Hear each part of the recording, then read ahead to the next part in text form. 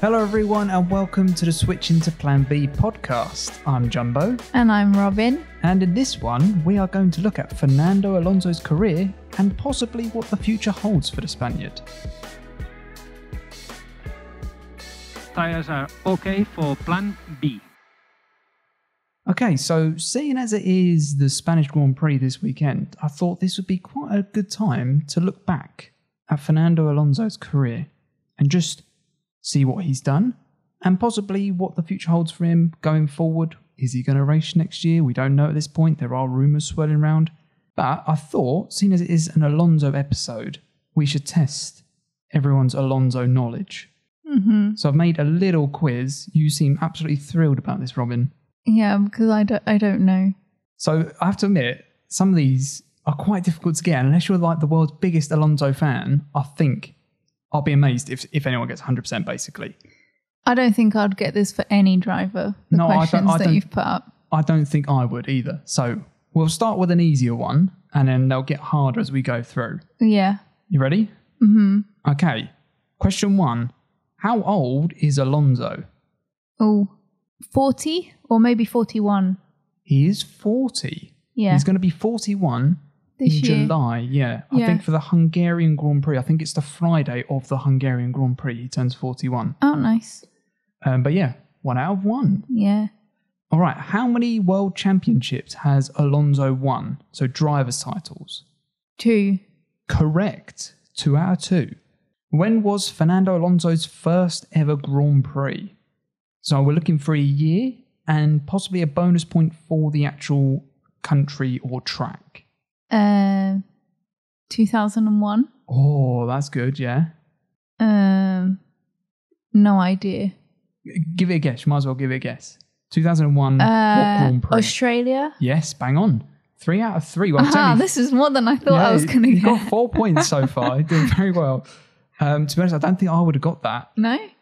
I might have got Australia. I'm not sure I would have got the year. I knew it was around there. But anyway, race starts. How many race starts has he actually... Well, says it. How many races has he started at this current point? Because if you're listening to this in like 3 years' time, he might have done, I don't know, 60 more races than he currently has. But yeah, from this current point, how many do you think he's done? It'd be a lot. It is quite a lot, yeah. I don't even know what to guess. Just go for a number. 300. Not bad. Not bad at all. 338 race starts. By 38, I think I should get half a point. The weird thing is that he's got 341 race entries, but hasn't started 3 races. Pit lane? No, I don't think it is. I think it's either he maybe qualified and got disqualified for the race, or he may have not been able to get to the track. You know, for instance, like Yuki didn't start Saudi Arabia or something, but technically he was entered into the race, but he didn't start because his car was damaged. Same for Mick. Yeah, I think Leclerc had that as well. Yeah, once. with like Monaco. Yeah. So I think that's how it works. What are we on to? Race wins. How many race wins has Fernando Alonso got? Let's say something like 60.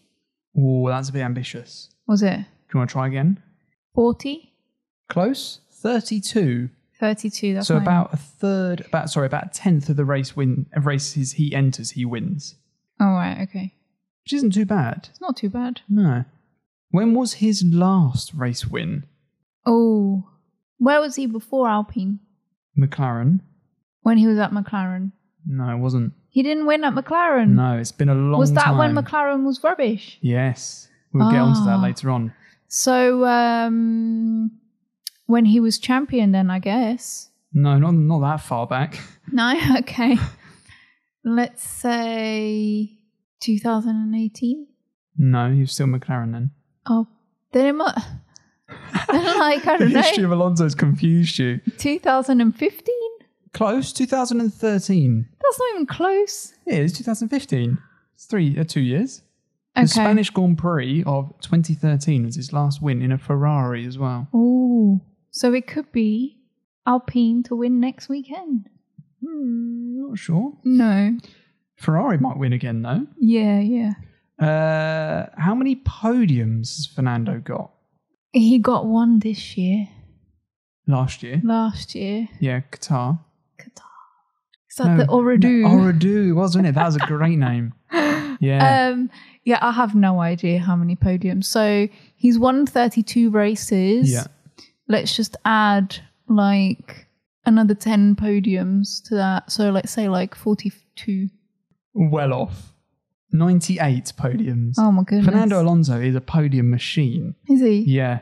We'll get onto this later. Like he is class. Yeah, so 98. He's only 2 away from 100. Could he do that this season? Who knows? All right, now this one is outrageously hard. How many career points has Fernando Alonso got at this current point as well? Because the likelihood is that he's going to fly past this. What does career points mean? So you know how you get 25 points for a race win? Yeah. And over a season you might get, 250. And then over your course of your whole career, all of them. Yeah, every single point he's ever earned in F1. Whiz. Why couldn't it have been a Haas? It would have been like 10. Savage. I don't know, like 1,000. More? 1,500. More? 2,000. Close. 1,982 points. 2,000 was so close. So he could get to 2,000 points this season as well. Yeah. All right, so that is the shortest Fernando Alonso quiz in the world. A summary of Fernando Alonso. Yeah. How many did you get? Did you get 4 points? I think you got 4. Yeah. Out of a possible 9, I think. But yeah, let us know in the comments how you got along with that quiz. I'll be amazed if anyone got 100%. Without Googling. All right, so I thought what we'd do is we'll go through Alonso's history. Okay. Give everyone like a refresh of Alonso and then maybe talk about where he's going to be going in the future possibly. Are we all going to be Alonso fans by the end of this? Well, yeah. I mean, if you already weren't, I think, you just realise, you forget how good Alonso was. Yeah. Like, he was so good. So his career started in 2001 at Minardi. It wasn't a great car. I don't think a Minardi's ever been a fantastic car, to be honest. He failed to finish 7 races, scored 0 points, and finished 23rd in the standings. 2002, though, he sat out as he was a test driver for Renault. 2003, he ended up driving for Renault, finishing 6th in the standings with 4 podiums. And at the time, he broke the record for youngest pole sitter at the Malaysian Grand Prix and then the youngest race winner at the Hungarian Grand Prix. 2004, he finished 4th in the standings. There wasn't anything noteworthy that I could really find about that. 2005, though, he became the youngest F1 world champion, claiming 7 race victories, finishing 21 points ahead of second place, Kimi Räikkönen. The legend that is Kimi. Renault also then went on to claim the Constructors' title as well. 2006, he became the youngest double F1 world champion with, again, 7 more race victories, finishing 13 points ahead of the retiring Michael Schumacher. You may have heard of him. No. Never heard of Michael Schumacher? No. Renault also won the Constructors yet again. Now, this is where it gets quite tasty. 2007, he left Renault to join McLaren, and he would be driving along some rookie called Lewis Hamilton. Never heard of him either, no. This was a crazy season where Lewis and Fernando had sort of a big inter-team rivalry. Most notably, he held up Hamilton in the pits during qualifying at the Hungarian Grand Prix. This allowed him to secure pole position for himself, although he later got a 5-place grid penalty for impeding Hamilton. So he actually started 6th and Hamilton then went on to win that race anyway. So that was the first sort of major sort of friction. Has Hamilton always had rivalries with his Hamilton drivers? All the time. Yeah. All the time. There was also the Spygate Scandal. I totally forgot about this until I was researching it, which saw McLaren fined $100 million and disqualified from the constructors for illegally acquiring data on Ferrari's car. Man, that's hilarious. Yeah, it was absolutely mad. $100 million. That's in 2007 as well. That'd be extraordinary today. Yeah. This season ended up with both Alonso and Hamilton missing out on the title by 1 point to Kimi Räikkönen. Yay, Kimi. Seriously, unbelievable season. I remember watching that and it was just absolutely bonkers. Anyway, this led to Alonso and McLaren terminating his contract because it was a 3-year contract that he signed McLaren. He only did 1 year. Oh, right. So then he ended up moving back to Renault, where he managed to win 2 races, though one of them was yet another scandal, where his teammate, Nelson Piquet Jr., was ordered to crash on purpose, causing a safety car, allowing Alonso to gain an advantage under the safety car, which would end up in him winning the race. There was a massive scandal around that. I think the Renault team principal, Flavio Briatore, actually got suspended or banned from F1 for life. And some of their senior F1 sort of like, engineers and stuff, they were banned for like 5 years and stuff. So it was huge. It was really bad. Well, causing a collision, like a crash, you never know if people are going to walk out of it as well. Yeah. I remember it was really weird. It was at Singapore. I think it was one of the first races we had at Singapore, and it was just really peculiar that all of a sudden it would have been perfect if Alonso, if there was a safety car now, and then it cut to his teammate literally just putting it in a wall. And it was really, I remember Brundle saying it was really suspicious because he just dropped it in like a strange place. Like it was just basically a rookie error. It was weird. Anyway, he ended up finishing 5th in the championship in 2008. 2009, and the Renault team wasn't very competitive, leading him to finish 9th in the championship. 2010, he ended up joining Ferrari, where he won his debut race for them, along with 3 more, but narrowly missed out on the championship on the final race of the season to Sebastian Vettel by 4 points. That would have hurt, because that was when Sebastian Vettel was annoying as well. Yeah, this is where he started to do the one, the finger as it's known. So that's 2 championships that Alonso's missed out by just a couple of points already. 2011, he finished 4th. 2012, he won 3 races with an additional 10 podiums, which saw him narrowly lose again the championship by Vettel by 3 points this time. 2013, he finished 2nd again, claiming his last 2 race victories to this point. 2014 was a tough season for him, with Ferrari being uncompetitive, where he finished 6th. But even just looking at this currently, like 4th, 3rd, 2nd, like it's consistently just there all the time. 2015, he decided to leave Ferrari and rejoined McLaren with the new Honda engine. And it's safe to say this was a terrible decision, leading to the classic radio comment, "This is a GP2 engine." He ended up finishing that season 17th in the championship. 2016 saw him have a huge crash in Australia, resulting in missing the next race due to medical reasons, and he finished the season in 10th. 27 had another classic radio message with, "What a yoke." What a yoke. The car again was so slow, leading to him coming 15th in the championship. 2018 was another frustrating year at McLaren, finishing 11th in the standings, and ultimately decided to leave F1 to focus on other motorsports. 2021 saw him return to F1 again at the age of 39 with Alpine. He came 3rd in Qatar and helped his teammate Ocon win the race at Hungary by holding up Lewis Hamilton. He ended up finishing that season in 10th place. Not bad. Not bad. And then here we are in 2022, and after 5 races, he has 1 point scoring race, 2 DNFs, and currently sits 16th in the championship. So it's not been very good so far for Alonso. No. And you're annoyed that you chose him in your fantasy team. Yeah. I think especially after Miami, where he should have got points and he didn't, I just feel like it's frustrating. Yeah. But what I was going to say, if you look at the history of Alonso, he could have easily, in my opinion, won more than 2 titles. Yeah. I mean, even if you think about where he left Ferrari, and we're talking about Seb was close to winning a title in 17 and 18, could have possibly got another 2 titles there. He stayed with Ferrari. We don't know. Yeah. Because I think Alonso is probably better than Seb. I personally feel like Alonso did better in a worse Ferrari than Seb did. Right. So I feel like if Alonso was in that Ferrari, I wonder if he would have won 1 or 2 of those titles that Seb was contending for. Okay. And then you think about the other titles where he lost out by a point in McLaren. Could have easily won that. Yeah.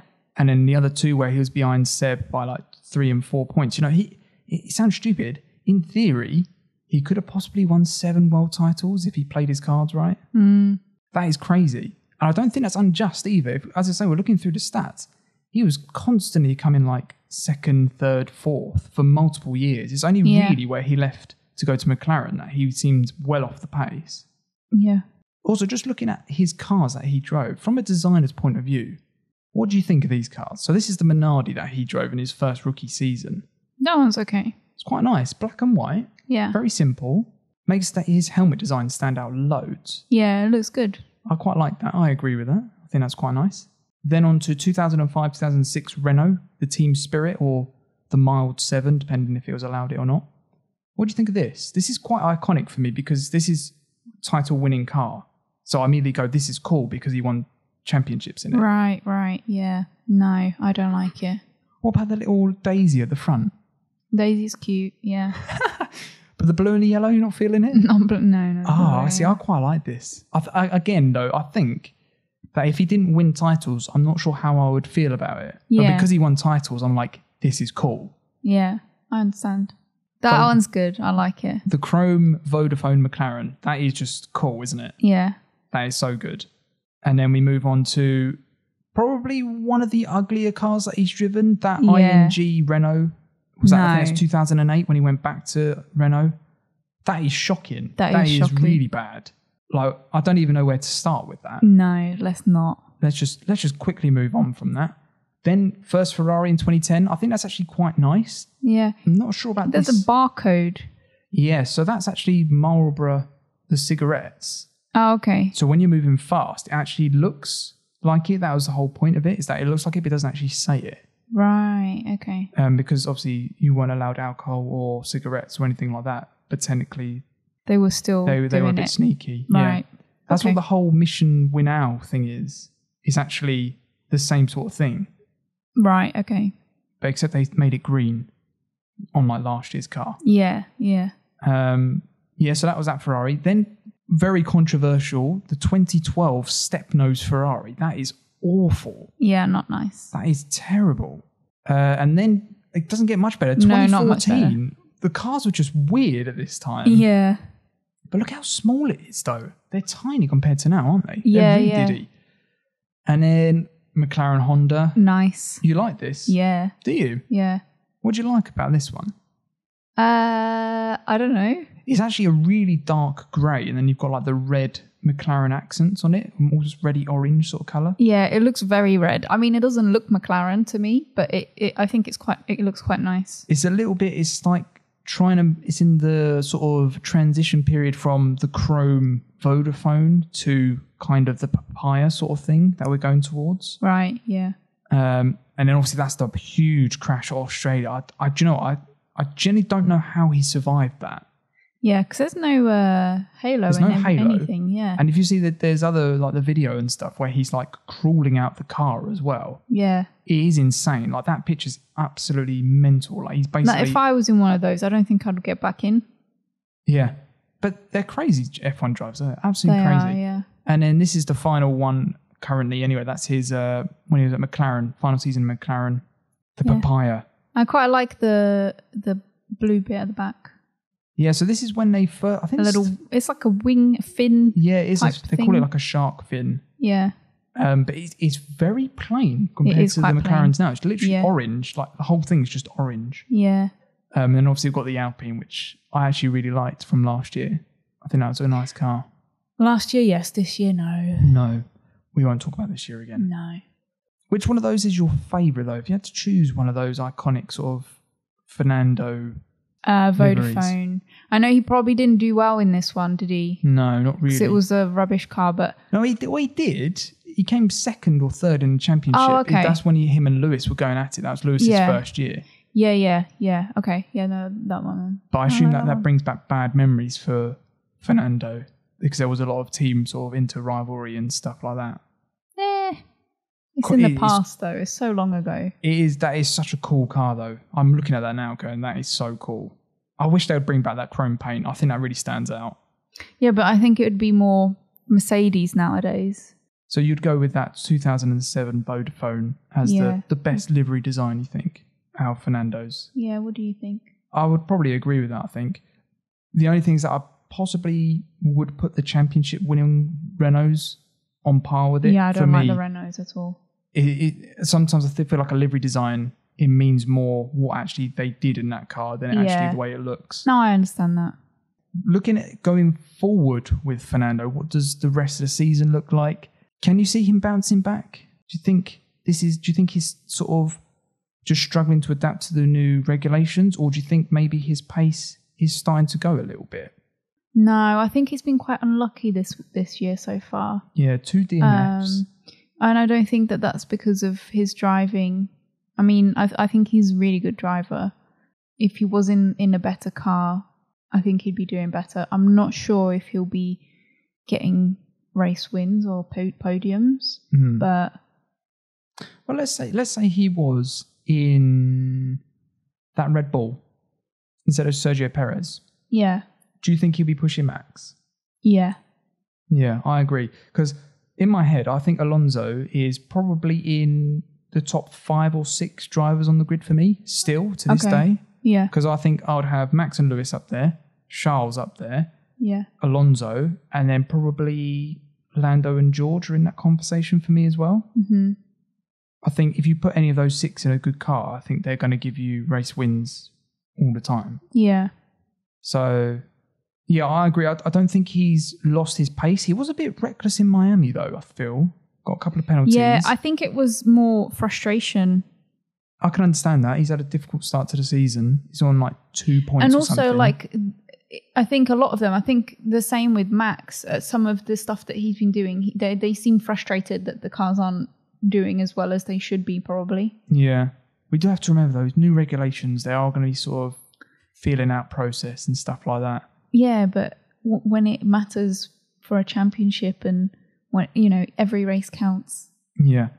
We have to always think about that as well. That what are they feeling? And it's also the amount of work that goes into every Grand Prix weekend. Yeah, yeah. Like, it must be frustrating. Like, literally, like, what was it, Imola? We got that massive hole in his side pod, Alonso. Like, that would be devastating. Like, done all that work and then like start over in 5 laps, basically. Not even something that he did. No. So his contract runs out at the end of this year. At the end of 2022, his contract with Alpine finishes. Mm-hmm. A lot of rumours going round. We're not sure if he's going to stay or if Piastri's going to get that seat. So my question to you is, do you think he will race next season with Alpine? Or do you think he should step aside and let Piastri race instead? I mean, it's always nice to have younger drivers come in. So it does feel like, you know, Alonso has had his fair share of races. He's won championships. He could give up his seat. But at the same time, I feel like Ocon has gotten much better having Fernando there with him. Yeah, I'd agree with that. So I do feel like having an older driver and a newer driver helps them, the newer driver as well. So there is a real value of having the older drivers still in.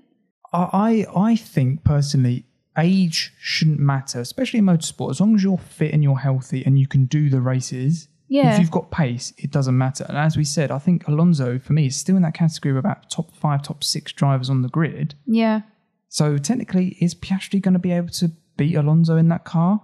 If Alonso wasn't there? Because if you think about the latest rookies, and I'm going to be a bit mean, but Zhou, Mick, Tsunoda, they are still rookies making mistakes, not that great drivers. Well, they're not, 2 of them aren't rookies, but I understand what you mean. They're still young, developing drivers. Yeah.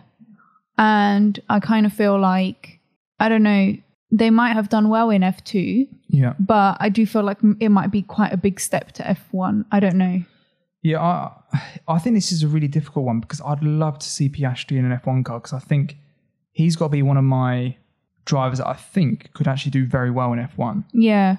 So I would love to see him get a shot. But then also I feel like Alonso on his day is, as we said, he's as good as anyone. So do you really want to lose a talent and a name like Fernando Alonso? Alonso, everyone. Do you want to risk losing that kind of caliber of driver for an unknown quantity as well? The other thing I was going to say is that if Alpine don't sign him, do you think another team would? Because we've also got to remember that Alonso is known to cause a bit of friction and can be very demanding on the team. Yeah, but if you think of, say, for example, a team like Williams or a team like Haas or even maybe Alfa Romeo, they're still developing teams. And I think Alonso has a lot of knowledge that he can help out. Oh, yeah. Huge. So any of those teams would be silly not to. Yeah. I think you'd be silly not to have a conversation with him. Yeah. Because like, whether he would want to go to their teams, that's a different story. but if he didn't have a seat in Alpine and he still wants to race, well, this is the other thing. He's it's going to be also 41. How much do you want to race and not get anywhere? That's the other side of it as well, isn't it? Is he seriously going to want to take a seat where he's not going to win? Because technically that's what he's got at Alpine. I think he thought he might be closer to getting race wins and stuff. Yeah. That's the reason why he came back. Yeah. He's 41 later this year. As far as I'm concerned, or as far as I'm aware rather, he doesn't have a family in terms of like, he doesn't have a wife or kids. I think he's got a new girlfriend. He seems to really love what he's doing. Whereas it with like Kimi, he sort of got to the point where he didn't seem like he's enjoying it that much. I haven't seen that yet with Alonso because he took those couple of years out and realised he really missed it. Yeah. So but also Kimi was because he wanted to be more with his family. It wasn't so much that he didn't feel like he could race anymore. Yeah. It just wasn't worth it for him anymore. Yeah. And like imagine if, let's say, sounds a bit mean, but let's say Latifi doesn't keep his seat. Yeah. Yeah. Imagine Albon and Alonso in that Williams. Like that would be amazing to see. Yeah. I mean, I know they're not great, but if they did start getting their act together, Williams, they've got a decent package. That is two very solid drivers. They could do some real damage in terms of like points wise. They could just get loads of points. So that, you know, I don't know. I generally don't know where he's going to go. If I had to put my money on it, I think he will keep that seat. I think so. I don't think Alpine will be looking at replacing him. And then, yeah, finally with Alonso, his legacy for F1, for me, he's a certified legend in F1. Like, easily one of the best to ever do it for me. I know there's so many drivers, but he's got to be in that conversation anyway. Because as I say, in theory, he could have possibly won 7. He could have even won 5, even if he did leave Ferrari when he left them, just how many close he was. Yeah, I mean, I think any driver that wins a championship is good enough to be on the legends. Yeah. Yeah, fair point. Because you've won a championship and it's not just out of luck that you do that. No. The fact that he's been 2nd, 3rd and 4th for quite a few seasons as well just means that he was consistently a really good driver. Yeah, it wasn't like a fluke or anything. And it is things like, for example, when the last couple of years before this last year, where Mercedes was so good, Max was never going to get a championship, but that doesn't make him any less of a good driver kind of thing. And I always feel like the good drivers end up in the good cars. Yeah. I always feel like that. That if you look back through history, like Schumacher ended up in Ferrari and just dominated. Lewis and Mercedes. And even a McLaren. McLaren was good as well. So like, you know, and you know, Alonso, I was at Renault when Renault were doing well and stuff like that. So they do seem to find their place. Like Max with Red Bull now, Seb when he was at Red Bull as well. Like they do always find themselves. But just the impact that he's also had in Spain, I think, is amazing as well. Yeah. Because he's a big name in Spain. Yeah. And I think he's brought a lot of fans into F1 and just motorsport in general. I mean, Carlos Sainz Jr., he's like idolizes Fernando Alonso because he was winning titles when we were growing up sort of thing. Yeah, when he was growing up. So, yeah, I just think, I think if he does walk away from F1 at the end of the season, which again is a possibility, I think he will be missed. A bit like Kimi has been missed this season. I think when you're losing a legend of the sport, it always is difficult. Yeah. But yeah, anyway, predictions for Spain, for Alonso anyway. We'll do this one for Alonso specifically, since it's an Alonso episode. Where do you think Fernando Alonso is going to come at his home Grand Prix this weekend? I would like to see him top 5. Top 5 in the Alpine? Yeah. Do you think that Alpine's good enough though? I mean, they show promise. Quite a lot of qualifying and stuff. They are up there. Yeah. They just don't seem to materialise. I always feel like Spain is a difficult track as well because it's quite boring because they do so much testing. Yeah. And I don't think Alpine were great at testing at Spain. I know the car's obviously developed since then. Yeah. But just in my head I was going, I think they struggled a bit at Spain, at Barcelona. So I'm like, and are they going to... Ferrari and Red Bull seem so far ahead of everyone else at the moment. So maybe P8.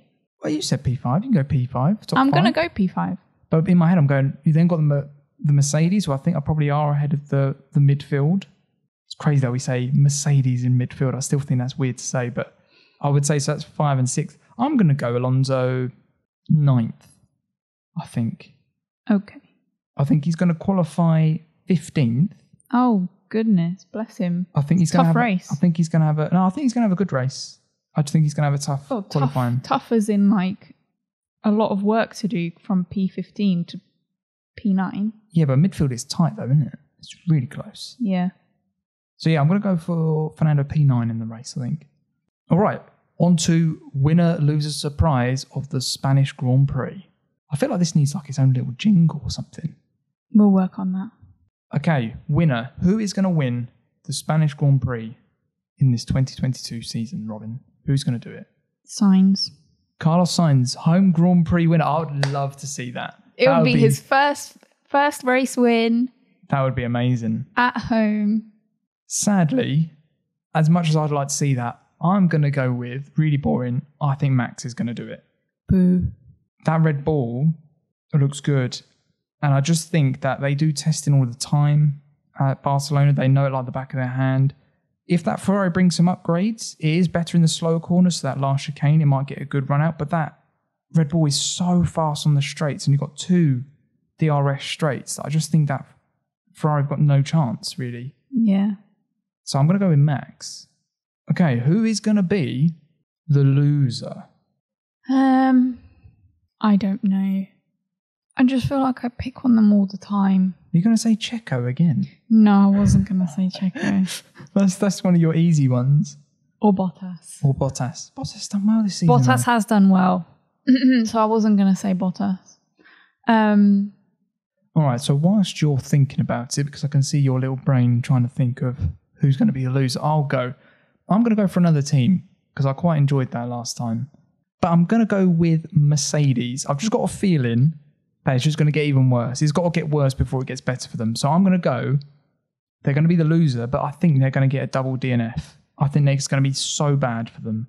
Controversial. I don't think they'll take each other out, but I just think they're going to have a terrible weekend. Yeah. I'm going to go for Stroll. Any particular reason? Just his track record recently. He has been a bit... Him and K-Mag have picked up quite a few penalties they have. And stuff. Yeah. Weaving and, don't know, just putting himself in weird situations that you're like, what are you doing, Stroll?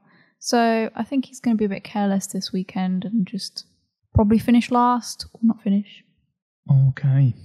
And then on to surprise. Surprise is going to be, what are they called? Toro Rosso. AlphaTauri. AlphaTauri are going to be in the top 10, probably somewhere around P5 and P6. Gasly has been in my fantasy team until last week. Mm-hmm. And he was doing really bad. Yeah.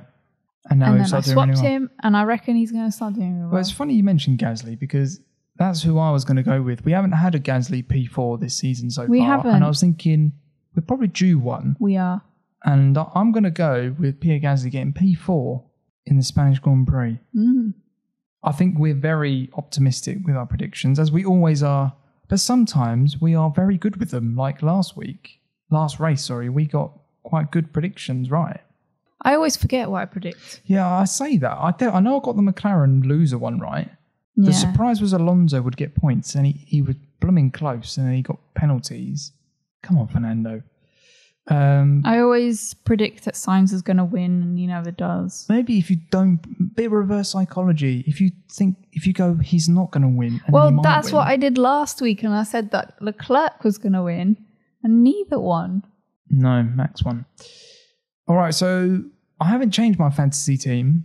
No, me neither. Because every time I change it, then the people that I change it from start doing well. So I decided to leave it. I know. And we were going to do this podcast on Alonso, and I thought I can't then take him out because it will be calmer if I do. So I've decided that I'm going to keep my team. I'm going to be loyal, and if he doesn't do this weekend, I'm sorry, Fernando, but there's no hope. Everyone else seems to be doing all right. K-Mag had a bad weekend last race as well. So yeah, I have K-Mag as well. Yeah, so that is going to wrap it up. I hope you enjoyed this Fernando Alonso special. We did try contacting him. No, we didn't. He wouldn't have come on anyway. But no, if Alonso, if you are listening, you do want to, I'm sure we could make that work somehow. A Zoom call. Yeah, Zoom call, something like that. But no, if you enjoyed this kind of podcast episode, let us know, and we can do more drivers, more teams and stuff going forward. As always, if you have any questions or anything, get them in there and we'll definitely answer them on the podcast. Yeah.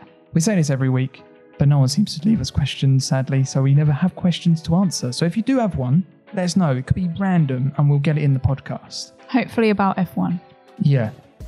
I don't know what other questions they would want to know, but no, as long as it's F1 based, it should get in. Yeah. But yeah, wherever you're listening to this, leave a review and a like if you can. And yeah, that's going to wrap up this Alonso special. We will catch you next week for the race review of Barcelona. Barcelona. Very nice. And yeah, have a good week, everyone. Enjoy the Grand Prix, and we'll catch you in next week's episode. Take care. See ya. Tires are okay for plan B.